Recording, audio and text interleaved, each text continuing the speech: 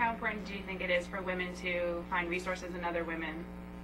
I think women don't put enough emphasis on the importance of networking. I've always found that. I went to Harvard Business School, and I'm constantly surprised at how the lack of networking among our friends, even though I have dear, dear friends from there, we really don't help each other in the workforce as much as you would think. I remember right after business school, about a year afterwards, there was a big trip planned for 20 of the women who were in our circle of friends. And I was so excited to see these women, but also, not all of them were my best friends, but, we were all in the same kind of boat. We had all just graduated from Harvard Business School. There was like a lot of opportunities we were looking at. We were working hard and, involved in various stages of relationships. And we get into the bus from the airport. We were all together, and the woman who'd organized the trip said, okay, there's one rule on this trip: no one can talk about work.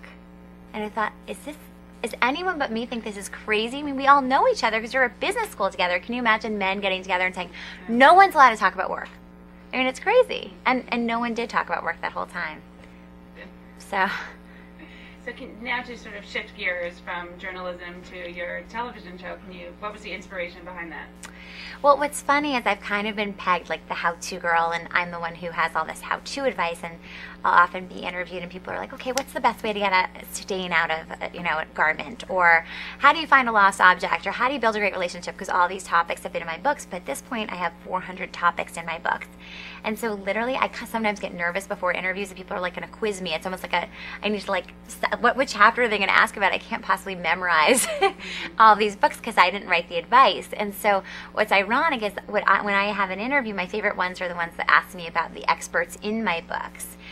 Because I'm passionate about those people, because it takes me so long to carefully select them. I'm kind of fanatical about having people in my books who have been really charismatic, so they're able to sort of offer their information in really compelling Cliff Notes ways, but are also super talented in what they do. And finding that perfect mix has always been my passion, kind of like people finding.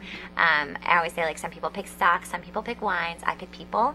And so my talk show is going to allow me to interview those people. So you might have, heard Dylan Lauren, about her candy bar, and she's an entrepreneur, and she's the daughter of Ralph Lauren, but you won't necessarily know who she is and how she got where she is and what her personality is like and whether she prioritizes her personal life or her professional life and all those questions.